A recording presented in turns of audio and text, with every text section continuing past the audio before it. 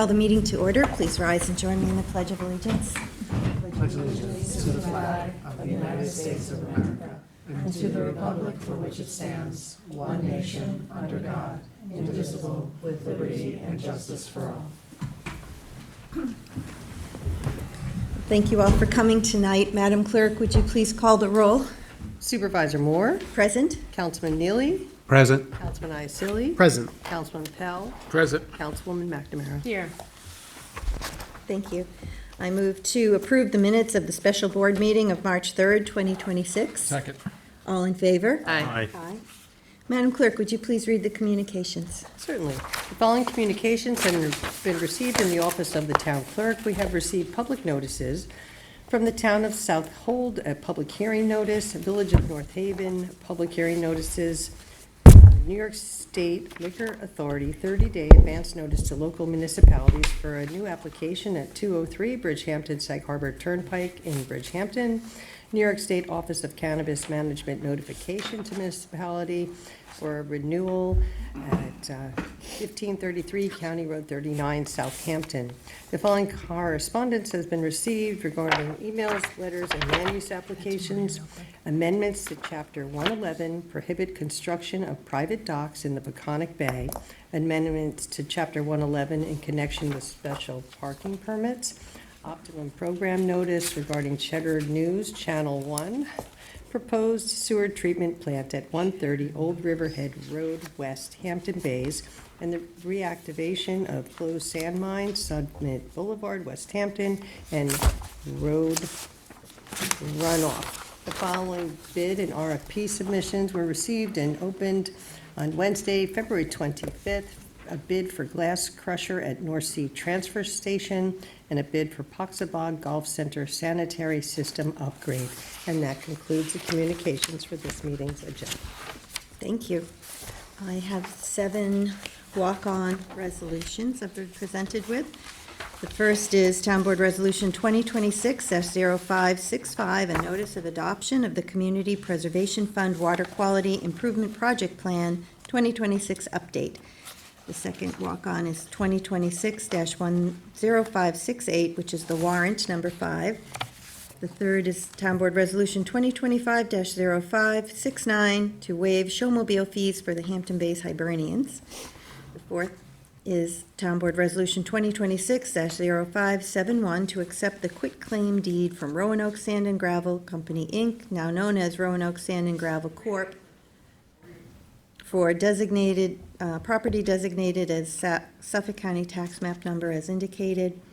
The fifth walk-on resolution is 2026-0572, a resolution supporting a negotiation, review, and prospective approval of an intermunicipal agreement to mutually manage real property located at 55 West Water Street, Sag Harbor, Suffolk County Tax Map Number as indicated, also known as Silly Farm.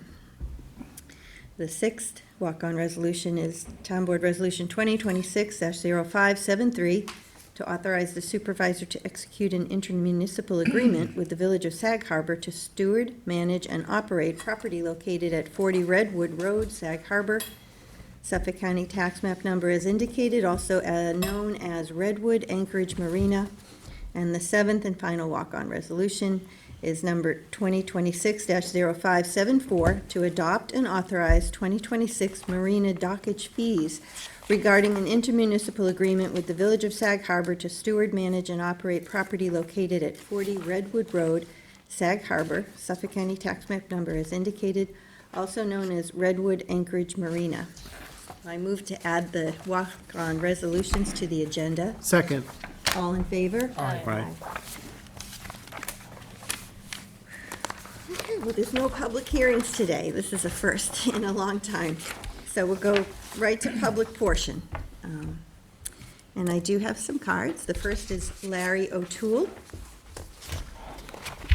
Hi, Larry. I want to talk to, Oh, could you just state your name for the record, please? excuse me, State your name. And Larry O'Toole, Hampton Bays resident for 30 years.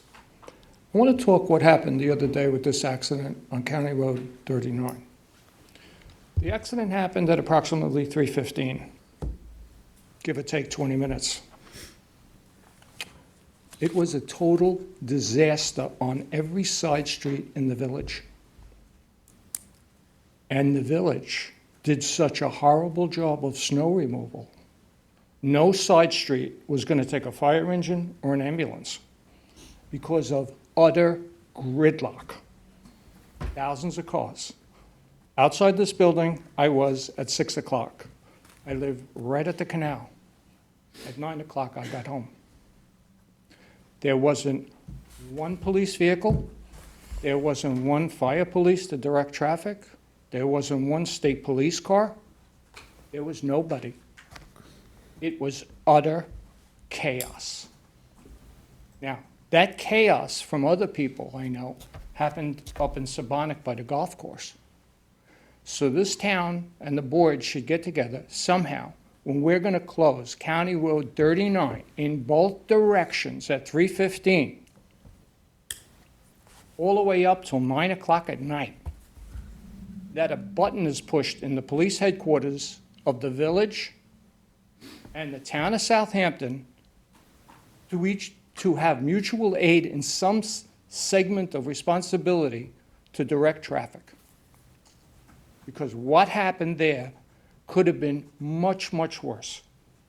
If any of those people, and I was on every side street, if any of those poor people needed an ambulance or fire, they were out of luck. So what I'm recommending is somebody, somewhere, form a committee to say this can't happen again. Now, I know the police are up there. I know they were busy, and I know it was a tragic, tragic event. But the tragedy was that if anything else happened in the village, it would have compounded that tragedy. So that's my suggestion to the board. Thank you for letting me speak, but that should not happen again. And it isn't my 3 hours. Somebody lost their life. It's somebody else that's going to lose their life if they needed anything. There were thousands of cars from Halsey Neck Lane to this village hall that did not move for hours. So please, I wrote to the police commissioner saying that I believe mutual aid or mutual assistance, something should have been pushed between the village. And when you don't do proper snow removal in the village, you're going to end up with a tragic event like this. This was a perfect storm. Thank you. Thank you for your comments.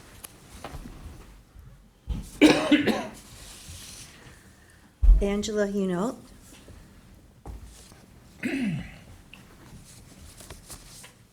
Hi, Angela. Hi, good afternoon. Good afternoon, Supervisor and members of the board. My name is Angela Hunolt, and I live in the hamlet of Flanders. I am here today respectfully asking that you hold off on voting on Resolution 2026-0301, the proposed local law enacting the hotel development overlay. I am speaking today representing myself. I have not yet had the opportunity to speak to bring this proposal to the community, and that is one of the main reasons I am asking that the vote be postponed. There are still many questions that need to be asked and answered. Here are a few. From what I am reading, the proposed law, in the proposed law, there does not appear to be a specific limit on how many of these hotel motels could potentially be approved in a particular area of the town. The decision would ultimately be left to the discretion of the town board. The proposal also appears to allow for the redevelopment of properties where a motel or hotel previously existed. These are just two areas that feel very open-ended, and there are questions I would like the opportunity to bring back to the community for discussion. As much as we welcome thoughtful development and revitalization in the hamlet of Riverside and possibly the future of Flanders, we do not want to see Flanders Road or any significant portion of it become an area concentrated with motels or hotel development. The community has already expressed strong concerns regarding the proposed 7-Eleven in the area, and now the potential for another near the traffic circle. Based on those conversations, I believe this proposal may also raise concerns for residents if they feel there are no clear limits and that Flanders Road could become a hub for this type of development. Again, I have not yet the opportunity to speak with the community about this proposal, which is why I respectfully ask the board to allow more time before moving forward with a vote. Thank you. Thank you. Thank you. Angela. I just want to, for the record, we held public hearings on this December 9th, December 18th, and January 13th, and we have already tabled this for another month, so just wanted to make that point. All right, the next speaker is Donia Vallejos.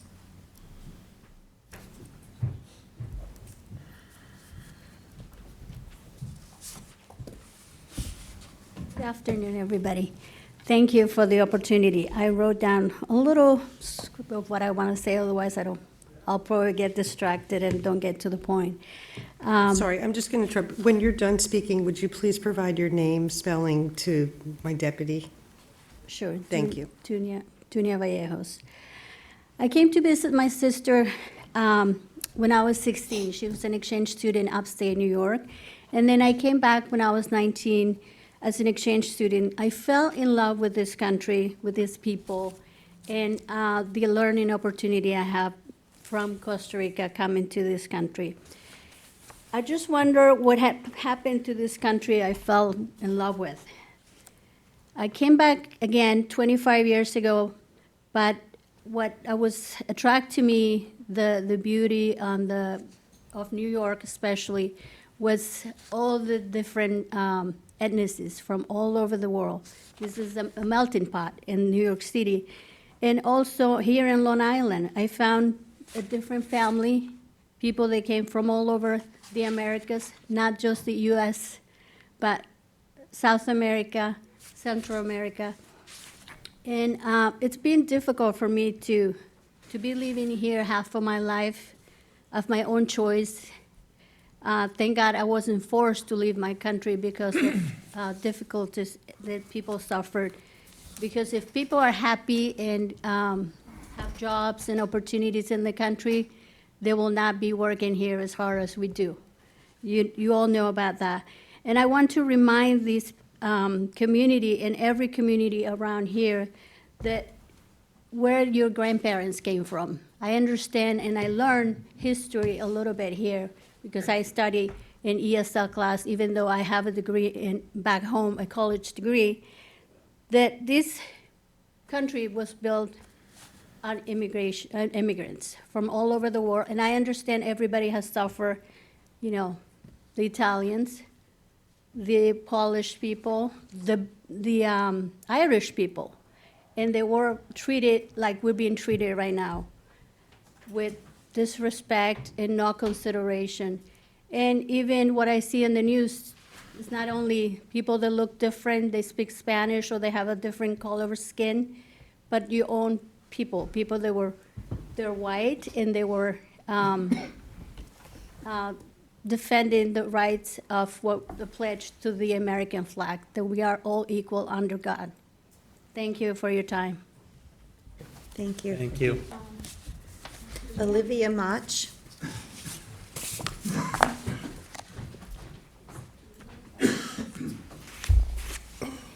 Olivia Mach. Hello, everybody.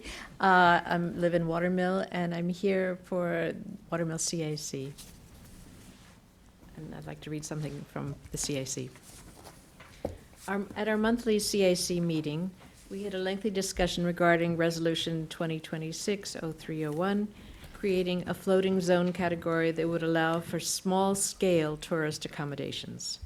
While the CAC understands and appreciates the board's desire to encourage economic development and address some of the other hamlets' desire for larger hotels, there is nothing small-scale about 65 units on 2 acres.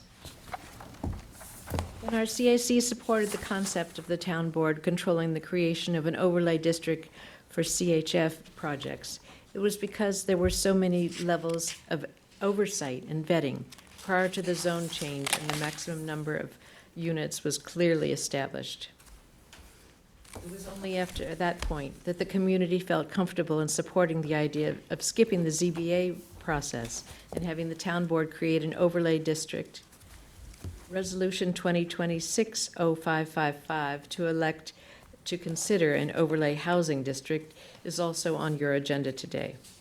Since it will be for the first time for the town to do something like this, why not see how having the town board oversee the floating zone for CHF see how it works out before moving forward with hotel development?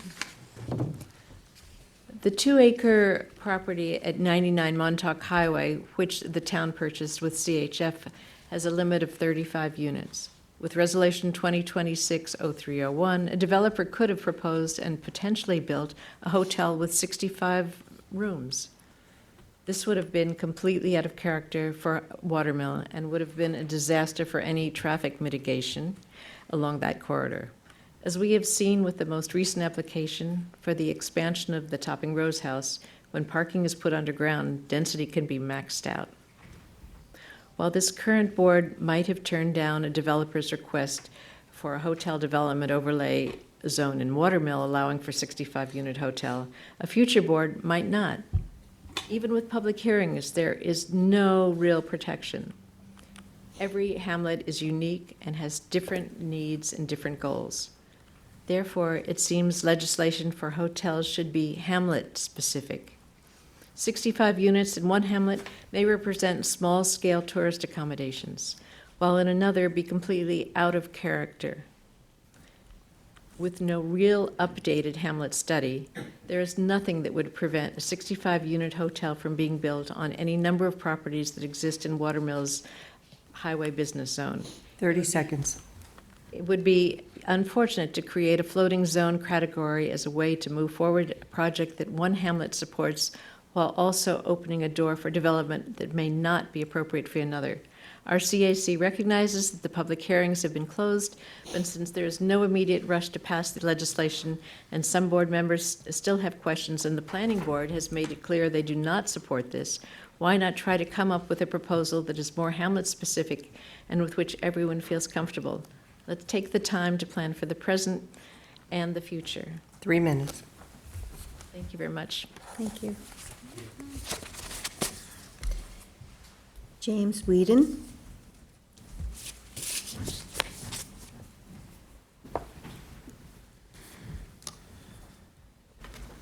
I'm James Widener, and I'll be very brief because I think Olivia has covered the subject. I just note that there are, I understand, 8 or 9 properties in Watermill that could be used for this purpose.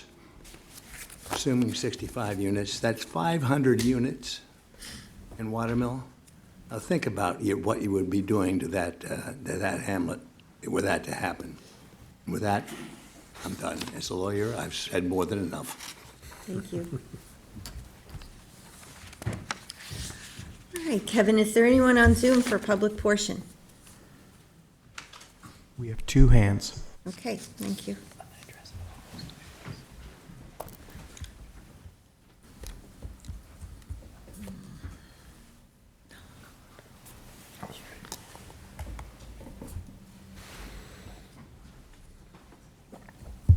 Good afternoon, Madam Supervisor and Town Council members. I'm Meredith Berkowitz of the Bridgehampton Civic Association. I'm here to speak again about Resolution 2026-301, the hotel development overlay that is on again today for a vote. I did speak at the prior public hearings, but our voices are not being heard. I'm once again disappointed to see it on for a vote. It does not have planning board support and it lacks any community support. The only public feedback has been overwhelmingly negative. While the hearings have been closed amid only negative feedback, it seems very perplexing to keep pushing this resolution forward, and it makes all of us wonder what's really driving it but not being said. To reiterate some of the planning board's concerns, this doesn't feel any different than spot zoning or unlike a PDD. It seems very loosey-goosey and not like good planning. I also do not see from a legal perspective how a floating zone insulates the board or the town any better from favoritism or spot zoning arguments. That would be form over substance. We can't handle more tourism, affordable, small scale or otherwise, especially east of the canal where we have only a 1-lane artery. Perhaps it is wanted west of the canal, though I've yet to hear any support at all. I've heard some discussion of how derelict some of the motels are. If so, maybe the focus should first be on redeveloping and revitalization of what already exists. In Bridgehampton, Topping Rose is doubling in size, and though Loaves and Fishes claims to be adding a single-family residence, I think we all know that those rooms will more than likely become bed and breakfast rooms. In Bridgehampton, the only HB zone is the condo property, and the last thing we want there is an AC Marriott or Hilton Canopy. But that's what this would allow. And how will you say no to arguments of, well, you allowed it in Hampton Bays or Watermill? Because that's already the favorite mantra of lawyers that represent the developers. Would it not be better to identify the communities that do want this and identify appropriate locations and rezone those locations? That seems like much better planning. This seems like approaching a small specific problem with a sledgehammer. When you adopt loosey-goosey legislation like this that's not ironclad, for sure it will lead to problems down the road. And if this one is one that is dangerous and vulnerable to manipulation by wealthy developers and their counsel, sure to drive a truck through it. As I said, we already see it all too often at the planning board, and just moving it to the town board will not make you immune. And while we may trust you as our current town board, who is to say what future town boards, elected officials who will be subject to election and political pressures from developers will do? We are asking you to pause to either withdraw the resolution or vote no. Do not pass a bad piece of legislation that will have unintended impact years down the road. 30 seconds. Thank you for your time.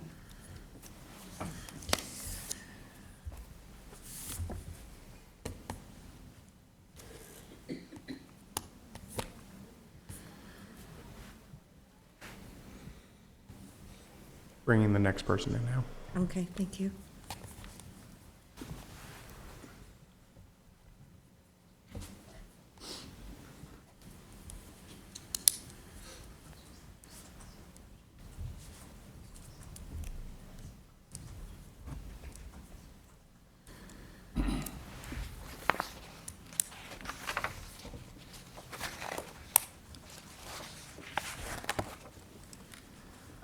Good afternoon, Madam Supervisor and members of the Town Board. My name is Pamela Harwood, President of the Bridgehampton Civic Association. I support what my colleagues Olivia Mott of Watermill and Meredith Berkowitz of the Bridgehampton Civic have said about the hotel development overlay plan. Thank you for giving me the opportunity to speak again. I just wish to say that the new hotel development would put an increased burden on the already unbearable levels of traffic on Montauk Highway east of the canal.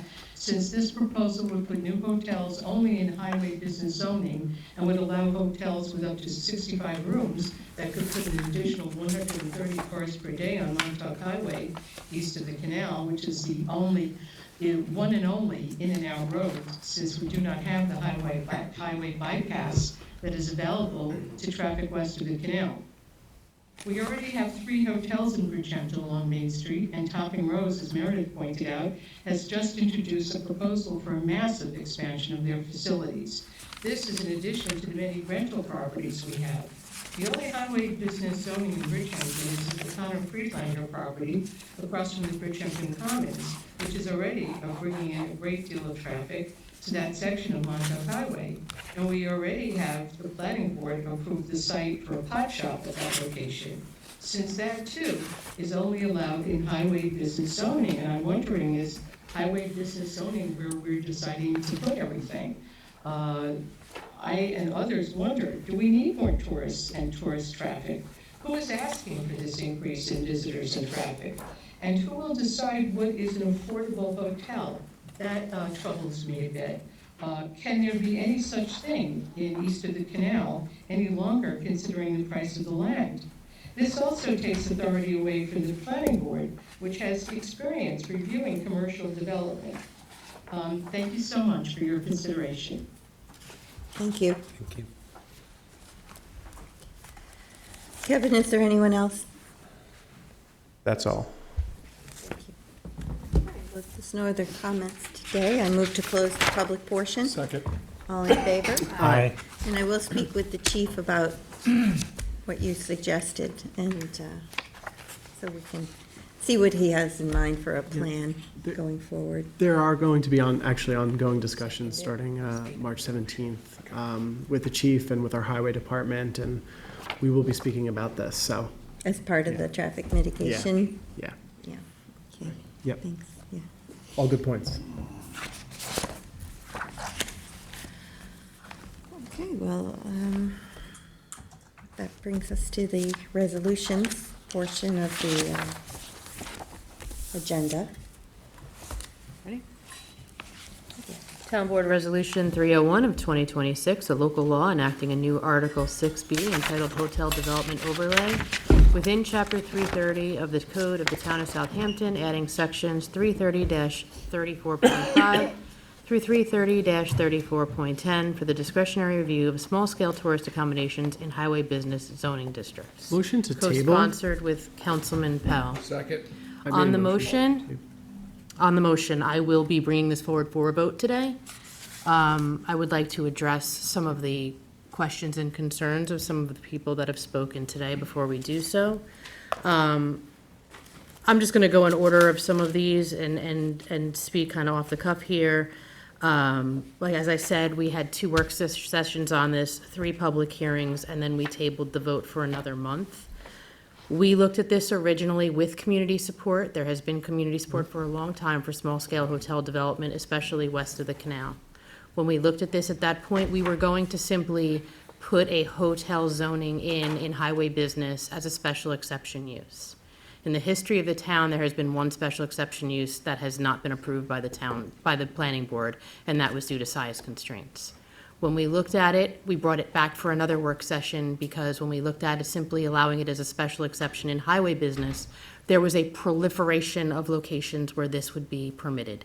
And we understood that there was, serious traffic implications, that there were hamlets that weren't going to want it. Having this as an overlay zone gives us the absolute most control over where these can and cannot be placed.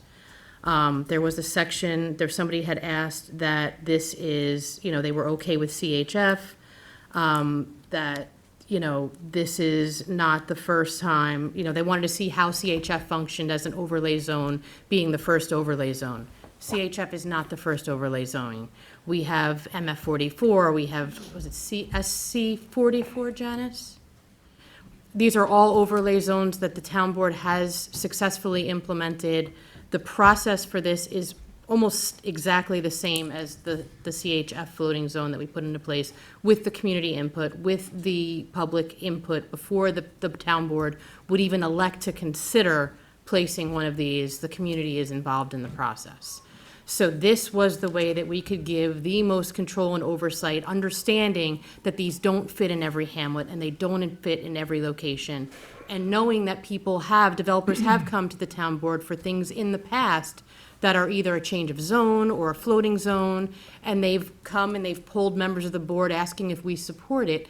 And we have in turn gone back to those communities, had conversations, and told those developers before it even got brought forward for an elect to consider that we didn't feel there was the support, the area was not the correct location for it, and therefore it never even went to any further in the process to even be elected to consider.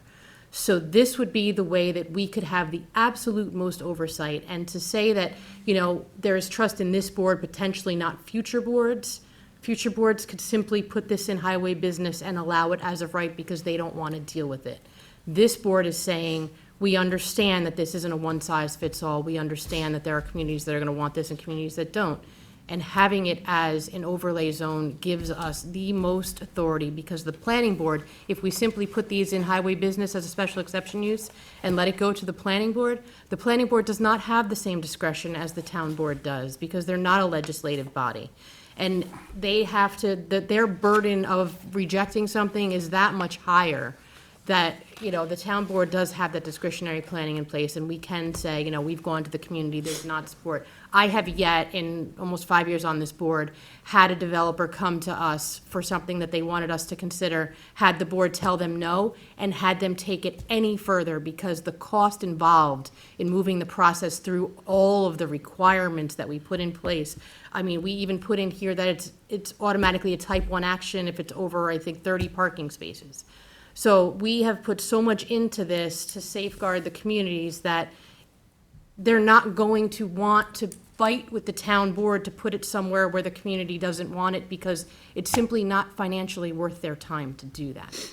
So this is something that I feel comfortable with. It is something that, other communities have been asking for. If you look at the diner site in Hampton Bays and you drive into that right now, and it's now medical offices, I mean, the other avenue to these developers, without something like this in place, the most probably economically feasible and things that they can put in are right now in highway business as a special exception with the planning board, are medical offices and cannabis dispensaries. So we're looking for other avenues of economic development that the community can feel good about and support. And the reason why for the 65 units, it wasn't just an out-of-hand thought. We actually had a work session on this. We had a discussion on this.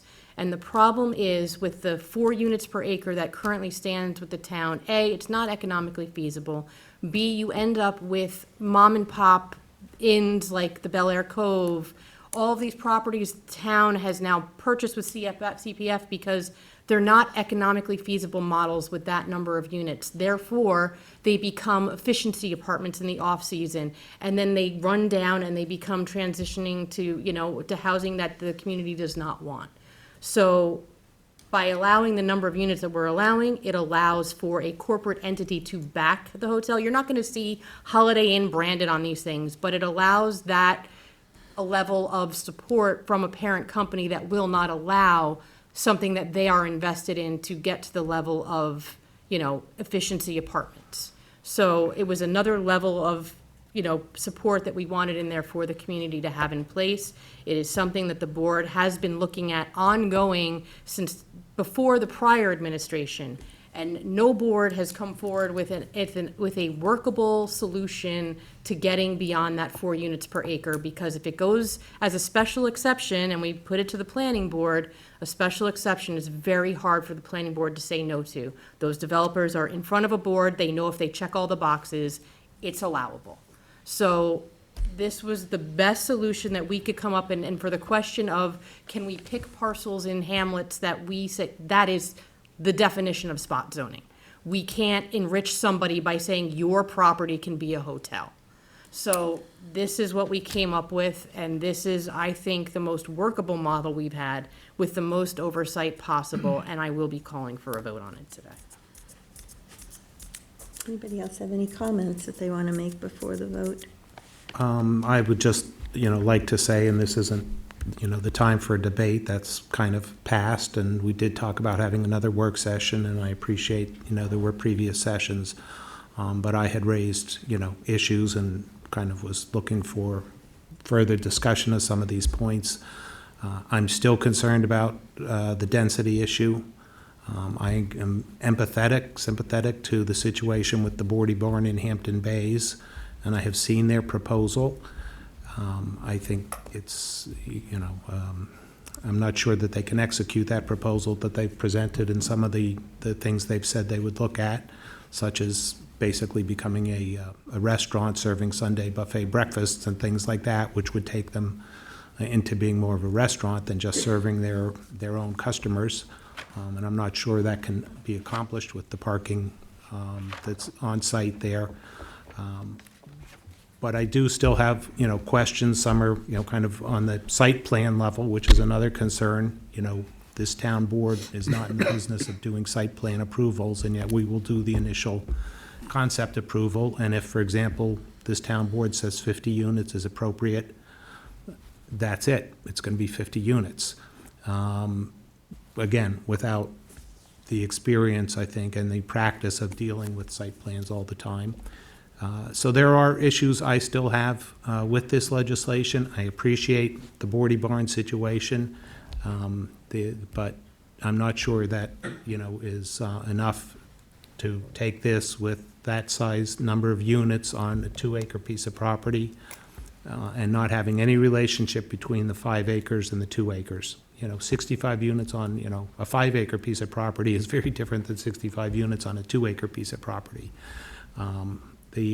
So, again, we're kind of past the point. I wanted to have another work session. We were told, that couldn't be done or shouldn't be done, so we are here to vote. And I still have concerns.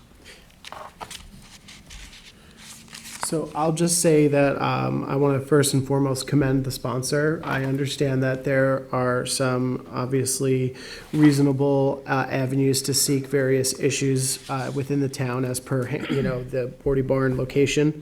I think that the creation of new lodging opportunities and accommodations that are affordable is a great goal. So I want to obviously commend you, Cindy, for taking this on, and I also commend the work that our planning department has done. I know our administrator, Janice Shearer, has done a lot of work here. But I just want to mention that the legislative intent does say that the legislation seeks small-scale tourist accommodations that are of high quality but still affordable. I don't see any actual mechanisms within the legislation that speaks to the control of affordability.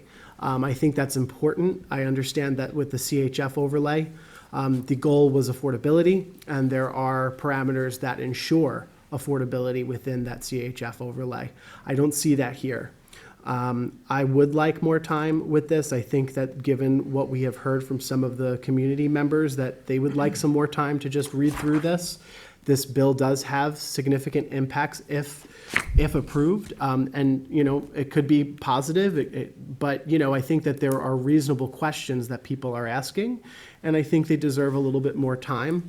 I understand and appreciate that the sponsor wants to move ahead, and I respect that. But I also think that, given some of the concerns outlined by the planning board, I think, the streamlined process could, take away some of the key responsibilities that I think the planning board usually effectuates. That keeps the sort of the town board decision-making separate from the planning board decision-making. But I do want to say that, and I'm trying my best not to doublespeak. I understand the intent here and appreciate the intent, but I do want to highlight those concerns that I have. Well, Janice, could you come up I think we have a couple of questions for you. Why did we put that about the affordable? I mean, we can't control that. Was the thinking that if it's small scale, that it would be more affordable than a large scale hotel? I think that after the work session that you had with the operator of the Indigo that was they were talking about, the room rates. Obviously, there's market rate during peak times, but it's not the same rate as I don't want to, off-season, like Topping Rose, like you're not, the average person, families coming to town, it depends, but the average person really can't afford to stay in those places or have $20,000 a month to rent a house. But And that's what we meant by affordability, because those are your only options. Right, really. but in all fairness, at the work session, when we had the representative here, when we talked about affordability, they pretty much said there's no way of guaranteeing affordable, that they would try to make sure that the units are affordable, but there's no guarantee of that.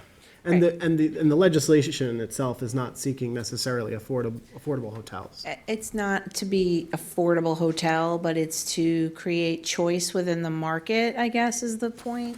And when you have a choice, there's competition. And when there's competition, prices are reasonable. When you're the only game in town, you can charge whatever you want. So if you have other hotels to choose from, that would be the affordable part. So Right. that's what we meant by that, but it's what you mean to say, and we're happy to change it to. But we're also in Southampton, and the notion of affordability is not necessarily the case when it comes to just the free range of development, right? Right, but I mean, To that when you point, go to these- book a hotel, you have your range, and the average family has a range, and if someone wanted to come here on vacation, say with their kids, and they're just an average American household, then they can't necessarily afford to stay in Southampton, and that's what this affordability means. To not get too far into the Yeah. weeds on the affordability clause, but these are conversations that we do have as part of the elect to consider process, and it allows us more flexibility to have these discussions with whoever is presenting to us, saying, this is an important aspect to us, and we'll possibly elect to consider this, if you would agree to, have a somewhere in the range of, like, we were talking about, like, shipping your family off to Riverhead because there's nowhere in the town of Southampton that they can stay that is even close to approaching those rates. So we could ask them if they could be within a certain percentage of those rates in Riverhead in the off-season. Like, these are Well, all of conversations. that would get worked out in your Yes. electric. We you're have creating no a path. control over rates. We Don't, no, but you can have You have conversations control about over affordability. community Yes, you can. benefits. And so when you elect to consider something, you can ask for community benefits, and that is in the law. And a community benefit might be a discount to people in Hampton Bays or wherever the hotel may be occurring, or it may be a public improvement somewhere nearby, or things along those lines. And I will also point out that while the planning board did question the likeness to a PDD, they also made the suggestion that we allow 50 units, and then to get to 65, there had to be community benefits, which is right down the road of a PDD. We wanted something that would fit without having to have incentives and all these other things. But these are all conversations that the developer has had with the communities. This is all down that path of them coming to us and saying, would you elect to consider this here? And us saying yes or no. And a big portion of that is them having conversations with the community. And I don't know how, the community groups that are just now weighing in, I don't know how this was brought to them. But I will say that, we have had 2 public work sessions that I think people should go back and listen to and watch, and hopefully that will answer even more of your questions, because this was all discussed, and we were set to make this a special exception in highway business, and we just felt the proliferation as a special exception use was far too great. So. Thank you. How do you respond to the comment about the 2 acres versus 5 acres, the difference? How can you accommodate if you're going to have 65 units, up to 65 units on 2 acres, it's quite different than up to 65 units on 5 acres. That's a given. But what about the parking? Not sure. They absolutely always have to, so that's another limiting factor. Just because you say up to, it's good to have a threshold because everybody comes in at the, threshold. So I'm not going to pretend that they don't, because they will. If you said 100, they'd ask for 100. You know what I mean? So if you say 50, they'll ask for 50. But there's the idea is that parking limits and the code has it's very design centric in terms of you want landscaping, you want buffers, you want someone to come and feel like, it's not just a massive building on a sheet of asphalt. That's not what we're, trying to be here. So we're trying to have a resort look and feel, somewhere you want to go stay that is lush and beautiful. And those things eat away at the building size but 5 acres, you'd have a lot more ability to have a bigger building. It's always that's what we're talking about. But even it's though hard it to come says- across a 5 acre parcel in the highway business zone. Yeah, but if you say up double to the size. 65 units Up to. on a minimum of 2 acres. Yes, you could have 10 It's likely acres. that you might not be able to fit the 65 units because you're going to need the buffering and the parking, right? That's right. So just because it says up to 65 doesn't necessarily mean it would be the 65. It's Correct. probable Although I that think you the one wouldn't you be able did see to. was around that number. And the industry, that rates hotels, 1-star up to 5-star, they have standards for what is small, medium, and large. And their standard is up to 75 is in the industry world. I'm not saying here or a community, because what's in an industry is different from a community. I get that, agree with that. But that was their standard, so we even lowered it from there. So they say 75, just as a matter of fact. Right. For funding, for lending, for all the things they do to create a hotel, they say up to 75 is quote-unquote small. And so we said, well, 65. So we're even less than that. But if again, whatever you think is fair, but yes, you have other limiting factors. So you could have 5 acres and comfortably fit 65. You can have 2 acres and have less. Or maybe the 2 acres, you could fit 65 depending on the building design. But, when you drive by a building, you're not counting the units necessarily. You're seeing what it looks like and feels like from the road.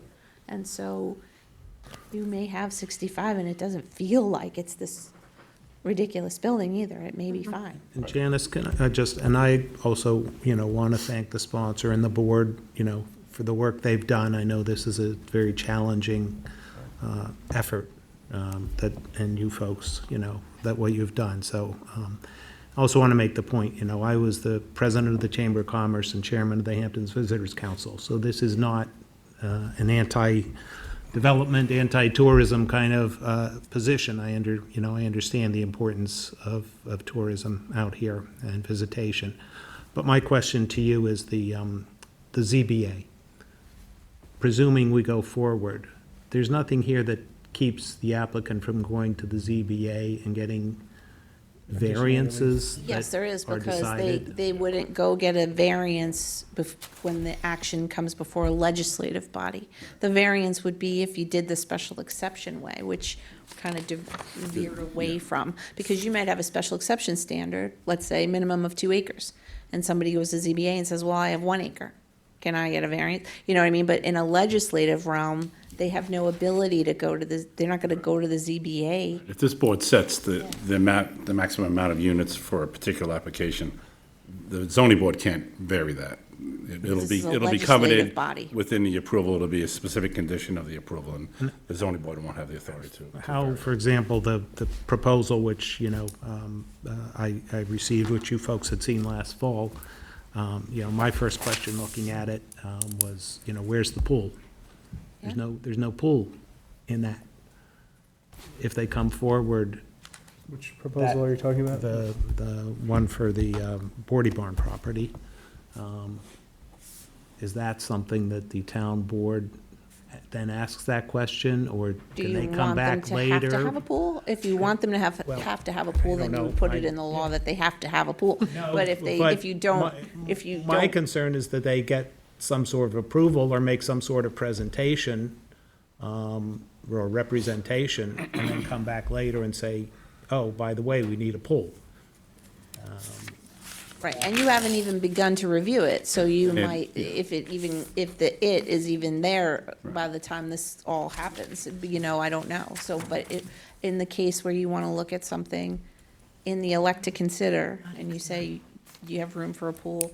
And they say, we're not asking for a pool, and you say, well, I want to show that you could accommodate one in the site. I'm not sure that, in that. Say that, and then you can say, I'm not voting to consider it unless you show me an area that whatever you're. This is kind of my point. I don't believe, and maybe I'm wrong, but did anybody through this process say, where's the pool? We're not even at a design stage yet. There's a design presented, I believe, to this board and presented That was a to conceptual design. residents. Sure, but that doesn't mean that that's the ultimate design either. Right, They did say they just put something together to Yeah, show us, and but honestly, that it there's was a lot going of to things change. about that proposal that So would need. in there's this two reasons. process, we approve a concept plan. That's how it works. So then you go from the concept plan, which this town board approves, then to the planning To board. the nitty-gritty site plan, yeah. Right. So And- your concept could be, and I don't want to call them out, because I don't know what you're going to say about them, so it's a pretend one, and they're But there talking is, about, currently, there's no process for them to go And ask, forward and yes. ask. Now, if this goes into place, now there would be a process for them to go and ask and come up with a Yeah. true concept plan based on the legislation. They had a concept plan based on a hotel and highway business, and we were going to put a code in place for highway business as a special exception use, which they were fine with, which would went through the whole planning board process and everything else. But then when we looked at it, we said, there's too many. There's too many it's gonna be a proliferation of these things everywhere, because it's gonna be a, economically feasible model.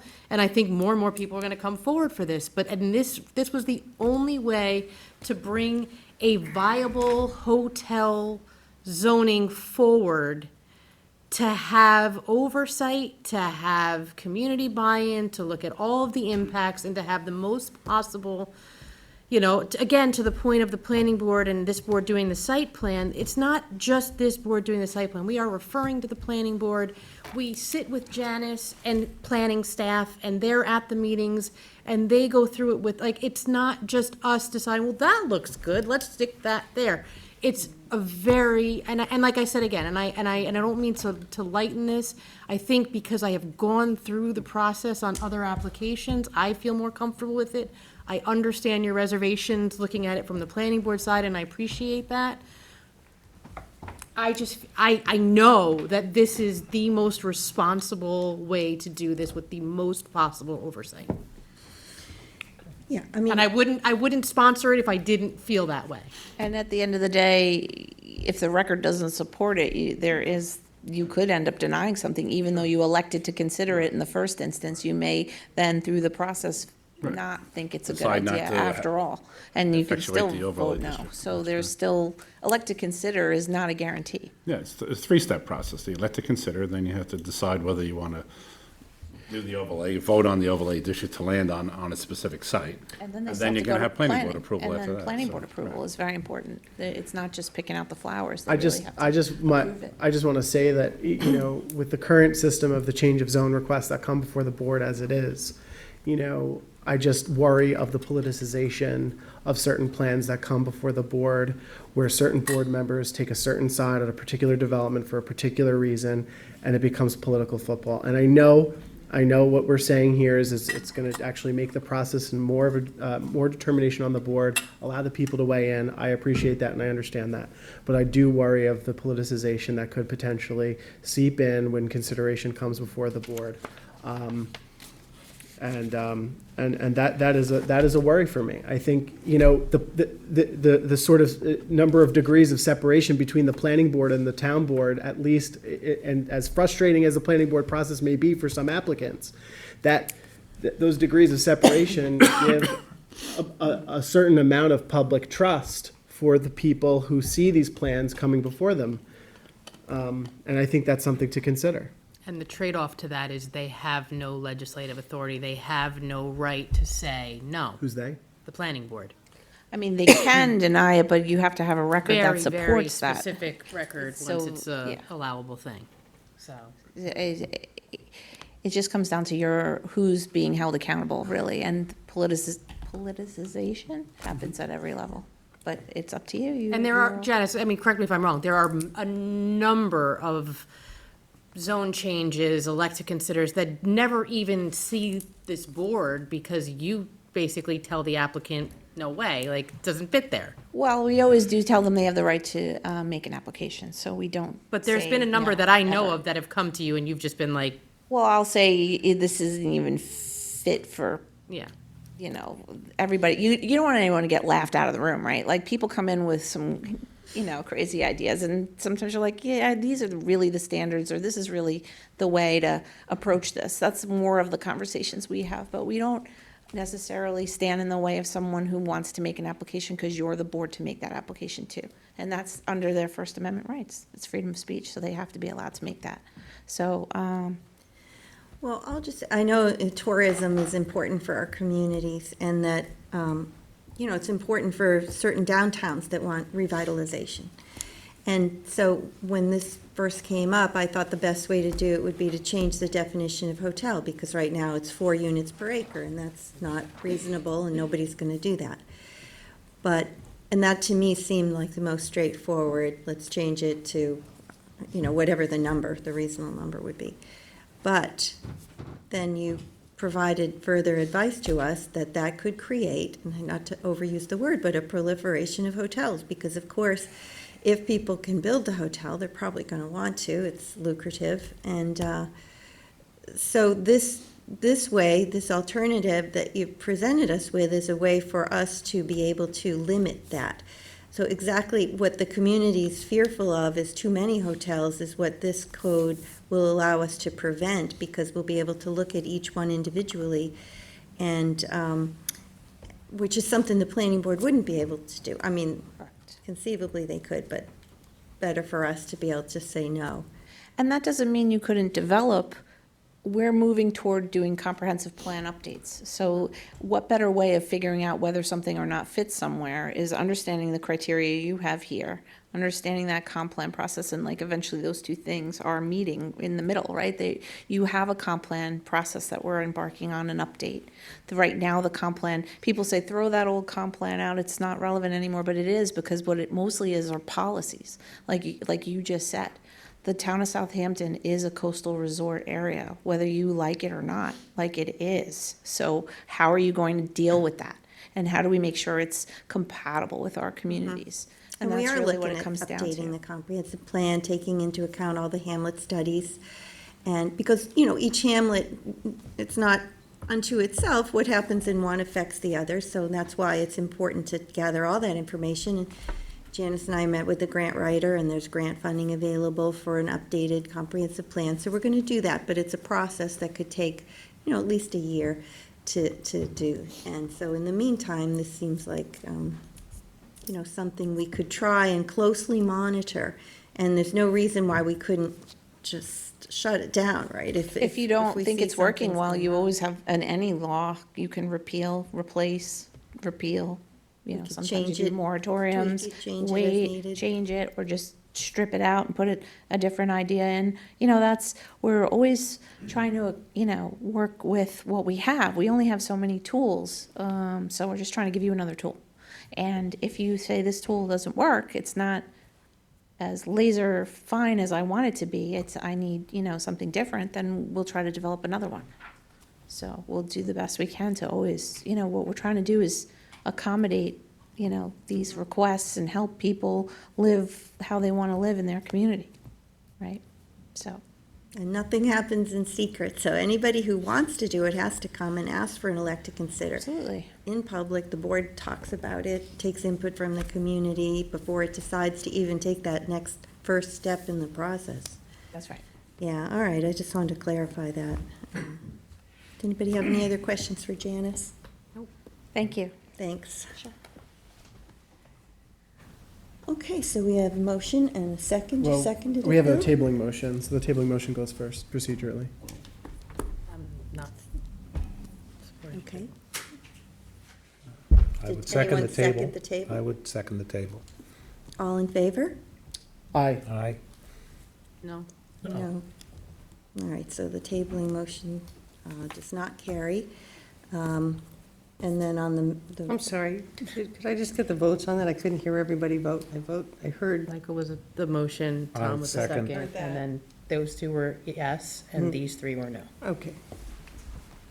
Got And it. then on the motion to adopt, I motioned, Bill seconded, and then we just need a vote. All in favor? Aye. Aye. Aye.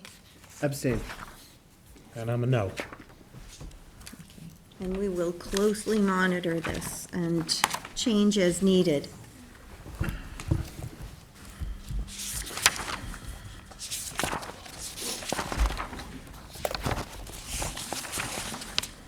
All right, Cindy, you have the next, Town Board Resolution, hopefully this is a little less controversial. Town Board Resolution 467 of 2026, co-sponsored with Councilman Bell.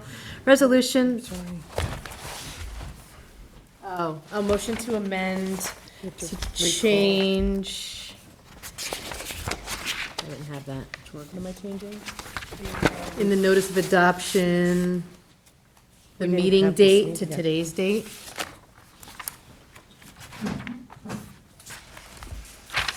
From March 10th. Second to amendment? March 10th. Are we on Did 0467? yours say March 10th? Mine says March 10th. The prior one didn't.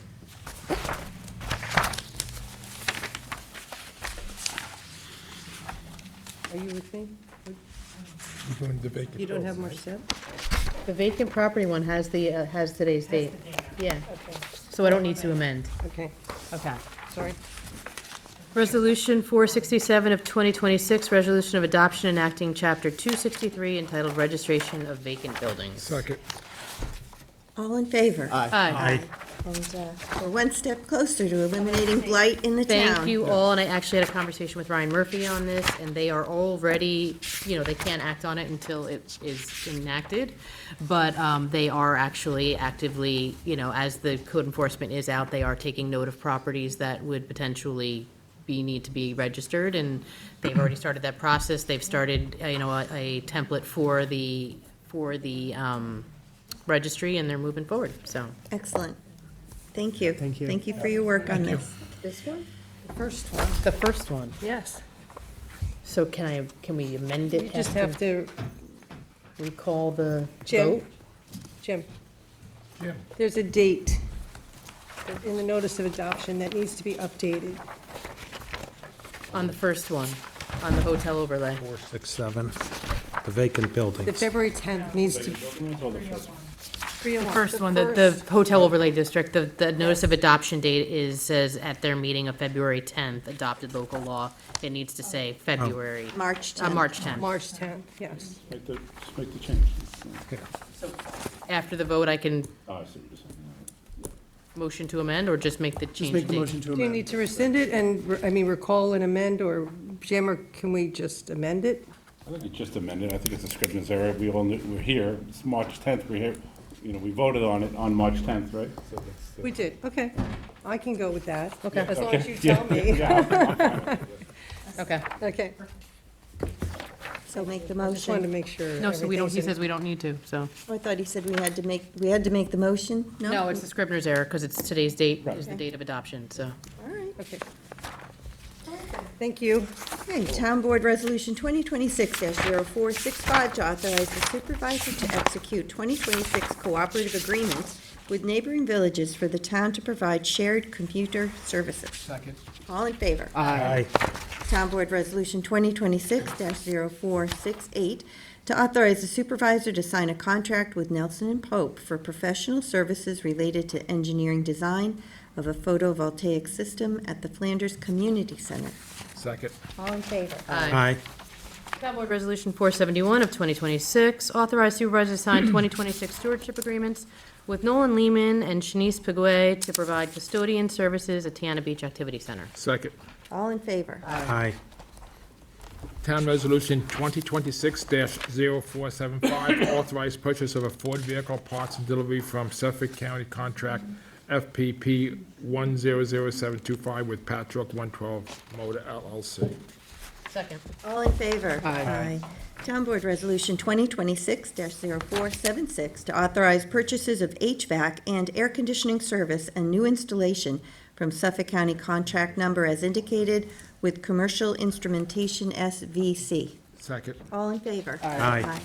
Town Board Resolution 2026-488 to accept and award and authorize the supervisor to execute any and all documents pertaining to the New York State Department of Environmental Conservation Household Hazardous Waste Assistance Program grant for reimbursement of 2024 expenses.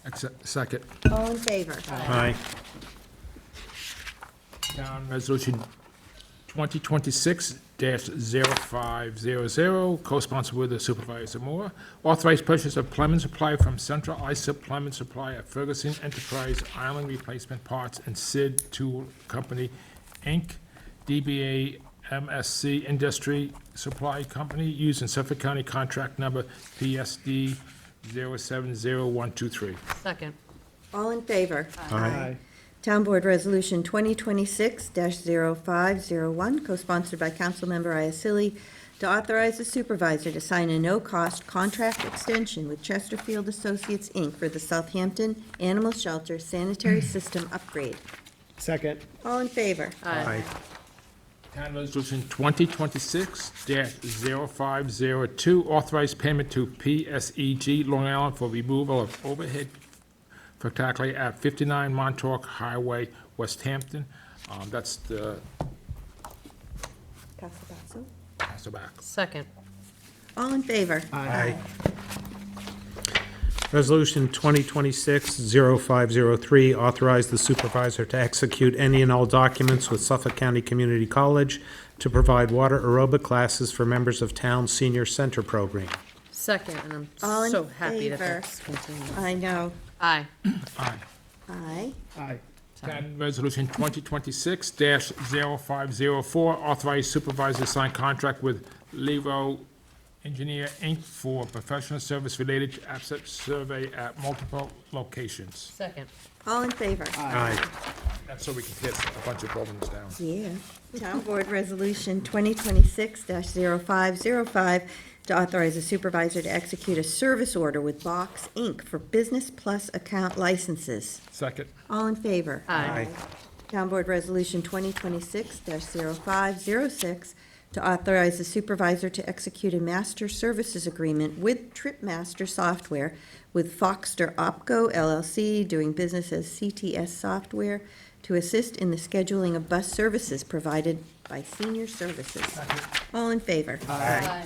Town Board Resolution 507 of 2026, co-sponsored with Councilman Neely, authorize the supervisor to sign contracts for CPF appraisal services. Second. Second. All in favor? Aye. Town Board Resolution 2026-0508 to authorize the supervisor to sign DPP with Toshiba American Business Solutions, Inc.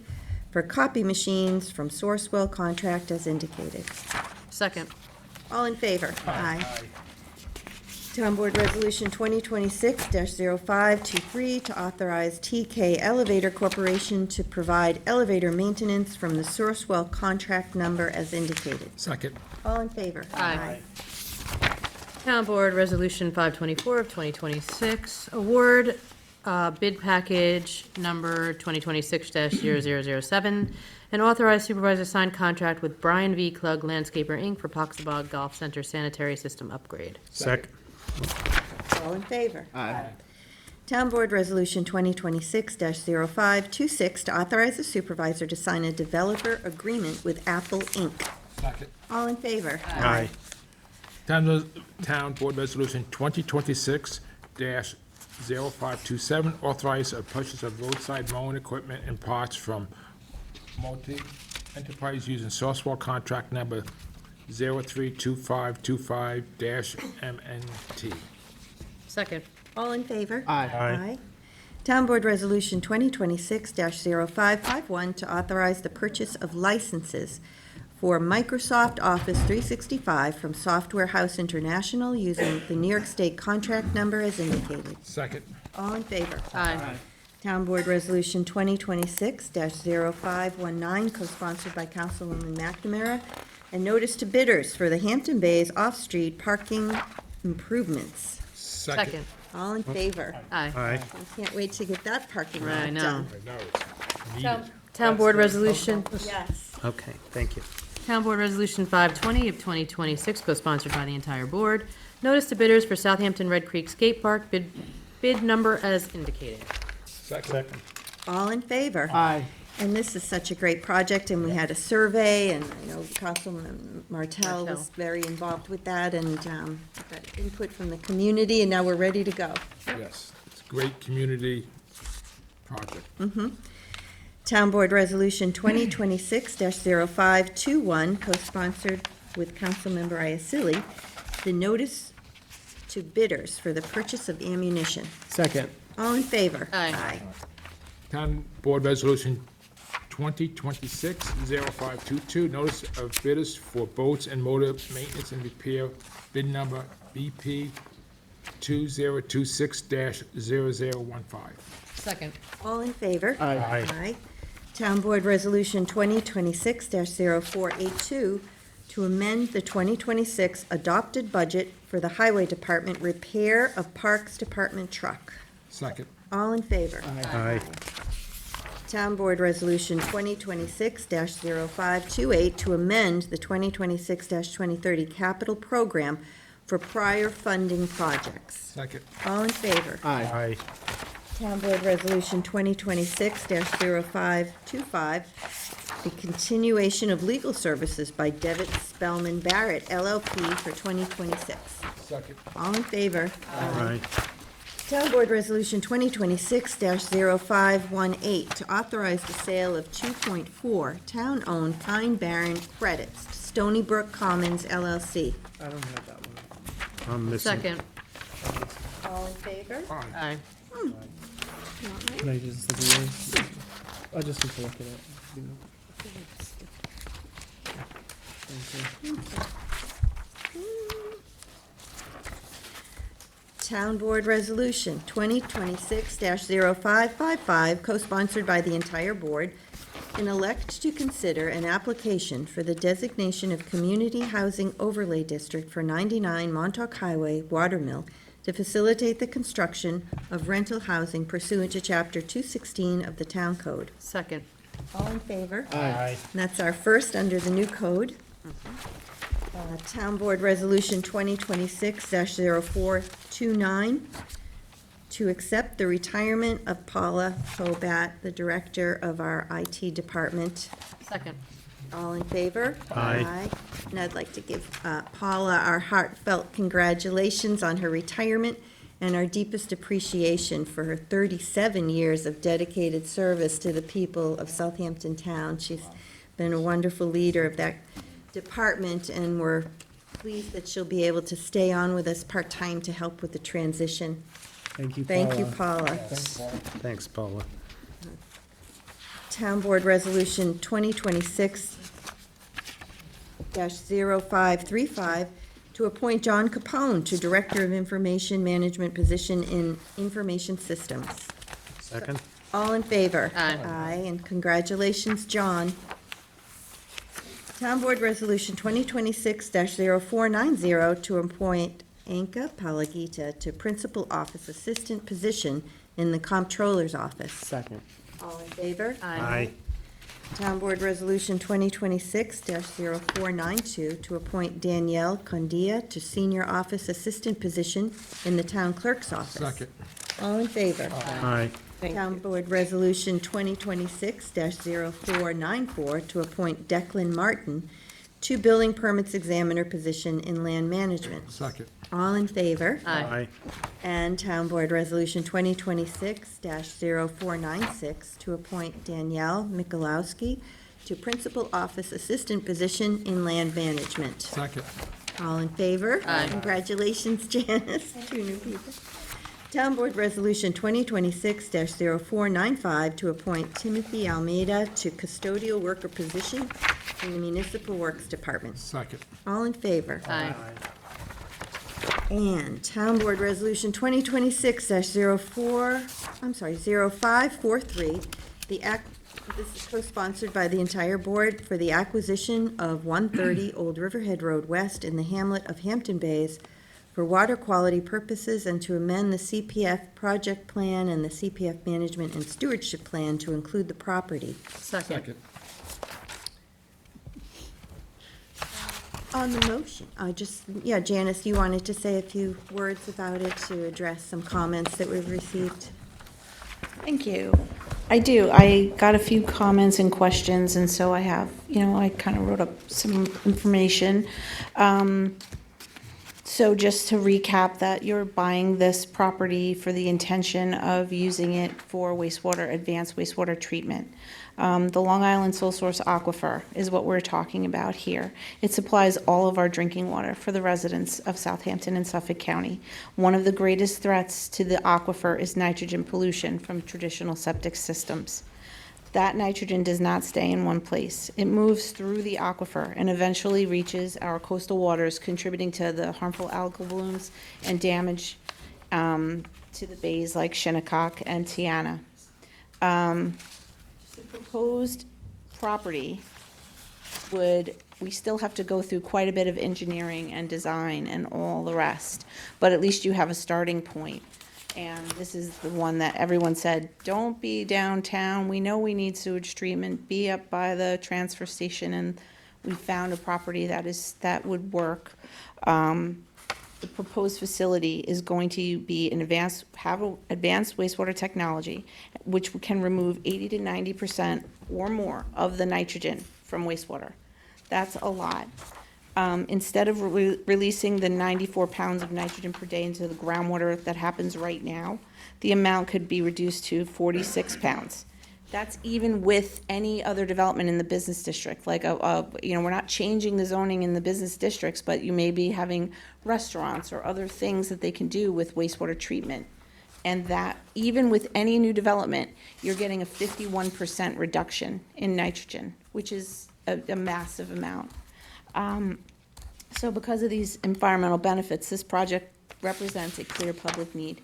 It supports regional water quality goals, including those of Suffolk County and the Long Island Nitrogen Action Plan, which specifically call for reducing nitrogen pollution. The 208 study, which you see me wave around every now and then, is like the foundation for all of our groundwater management in Suffolk County. This designated this area as hydrogeological zone 3. In this study right here, the structural recommendations, I have the original book, says for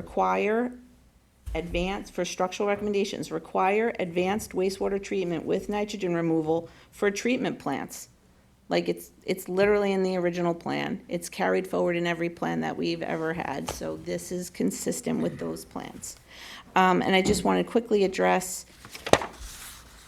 the fact that even the 51% reduction in nitrogen from an advanced wastewater treatment doesn't even include the filtration that then happens from the recharge that goes through the sand. Like that's also not even calculated in there, which is a significant amount.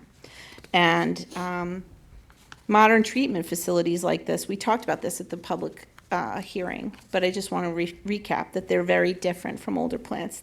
The system operates in enclosed tanks with odor control technology, which means surrounding neighborhoods should not experience any noticeable odors. The footprint is relatively small, and typically it's going to be landscaped, buffered, small footprint of an area that will otherwise be wooded. Whereas, which last time I told you, you could, if you were to subdivide it, a lot more clearing would take place. I'm sorry, I lost my place. Very little noise or traffic because most of the operations are indoors. It's in soundproof hospital-grade enclosures and automated, so people aren't going in and out of there all the time. A centralized treatment facility like this that would be on this property provides far greater environmental protection than the thousands of individual septic systems which discharge wastewater directly into the ground with limited monitoring. So here you have it in a place that's monitored, regulated, and the effluent is treated. I just want to say right now, the wastewater literally is going nitrogen, nitrates, pathogens, pharmaceuticals, contaminants. They're all going straight to the aquifer. With an advanced treatment system, you get very low levels of bacteria, suspended solids, organic matter, cleaner groundwater recharge. You're getting the recharge in the deep recharge area of clean water, filtered by the sand, long-term aquifer sustainability, and reduced contamination overall. So these are the things that why this is such a compelling public need and benefit. This is what we were supposed to be doing. This is a very good thing. So thank you. Thank you. Thank you. Thanks, Janice, for doing all the hard work on that. You need to vote. Yes. Okay. Yeah, I just wanted to Okay, I get the just wanted to comments on make the sure we don't record. forget. Okay, so on the motion, I call for a vote. All in favor? Aye. Aye. Thank you. All right, Town Board Resolution 2026-0544, co-sponsored by the entire board, for the acquisition of 3841 Lake Avenue in the hamlet of Northampton, and to amend the CPF project plan and the CPF management and stewardship plan to include the property. Second. All in favor? Aye. And Town Board Resolution 2026-0545, co-sponsored by the entire board, to acquire 13 Cove Road North in the hamlet of North Sea, New York, and to amend the CPF management and stewardship plan to include the property. Second. All in favor? Aye. And then we have the 7 walk-ons.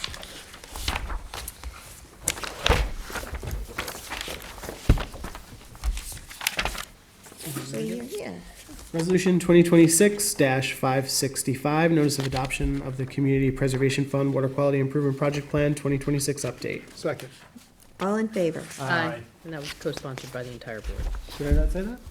Town Board Resolution Co-sponsored by the entire board. 2026-0568, which is the warrant number 5, capital number 5, CPF 5, and dated March 10th, 2026. Second. All in favor? Aye. Aye. Town Board Resolution 569 of 2026, waive showmobile fees for the Hampton Bays Hibernians. Second. All in favor? Aye. Town Board Resolution 2026-0571 to accept the quitclaim deed from Roanoke Sand and Gravel Company, Inc., now known as Roanoke Sand and Gravel Corp., for property designated as Suffolk County Tax Map number as indicated. Second. All in favor? Aye. Town Board Resolution 2026-0572, co-sponsored by the entire board, a resolution supporting negotiation, review, and prospective approval of an intermunicipal agreement to mutually manage real property located at 55 West Water Street, Sag Harbor, Suffolk County Tax Map number is indicated, also known as Sealy Farm. Second. All in favor? Aye. And this was a property purchased by the town, the county, and the village. Many years ago, yeah. Yeah. Well, it's nice, thank you for helping get it moving forward, welcome. Michael. Town Board Resolution 2026-0573, co-sponsored by the entire board, to authorize the supervisor to execute an intermunicipal agreement with the Village of Sag Harbor to steward, manage, and operate property located at 40 Redwood Road, Sag Harbor. Suffolk County tax map number is indicated, also known as Redwood Anchorage Marina. Second. All in favor? Aye. Aye. That's in connection with our purchase of the marina. Very exciting. And that helps keep the rates affordable for folks that have been there. Second. Yeah, that's and the next one. Town Board Resolution 2026-0574, co-sponsored by the entire board, to adopt and authorize 2026 marina dockage fees regarding an intermunicipal agreement with the Village of Sag Harbor to steward, manage, and operate property located at 40 Redwood Road, Sag Harbor. Suffolk County tax map number is indicated, also known as the Redwood Anchorage Marina. Second. All in favor? Aye. And, yeah, before we close, I just wanted to let everyone know that I'm gonna be having hip replacement surgery on Friday, so I'm gonna be out for a few weeks. But, we've made arrangements with, Bill's gonna be gaveling people in and, Very ouch. lightly. Very lightly, and we're gonna have, Michael will read my resolutions, and, I'll be back before you know it, and I'll be tuning in while I'm out. And now, it's not on the agenda, but we need to go into executive session to discuss some litigation and legal advice, and then close. Second. All in favor? Aye. All right, thanks, everyone. Thank you. I'd like to reconvene the meeting to read one final resolution. Resolution 2026-0529, to amend the 2025 budget for various departments. Second. All in favor? Aye. All right, thanks, everyone. That concludes the Gotta meeting. close it, right? That's right, I move to close the meeting. Second. All in favor? Aye.